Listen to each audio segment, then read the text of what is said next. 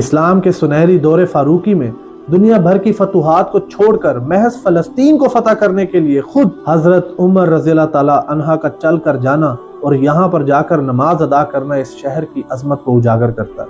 اور دوسری بات، معراج کی رات بروز جمعہ 27 رجب 583 ہجری کو صلاح الدین ایوبی کے ہاتھوں اس شہر کا دوبارہ فتح ہونا بھی اس شہر کی عظمت کے علم کو اونچا کرتا ہے۔ اور فلسطین کی عظمت کا اندازہ اس بات سے بھی لگایا جا سکتا ہے کہ یہاں پڑھی جانے والی ہر نماز کا ثواب 500 گنا بڑھا دیا جاتا ہے۔ یاد رکھیں، آپ کے بچے فلسطین کے بارے میں آپ سے کچھ پوچھیں یا نہ پوچھیں، فلسطین کے معاملے میں انٹرسٹ لیں یا نہ لیں، آپ کا اور میرا یہ فرض بنتا ہے کہ ہم فلسطین کی عظمت کے بارے میں اپنے بچوں کو بتائیں۔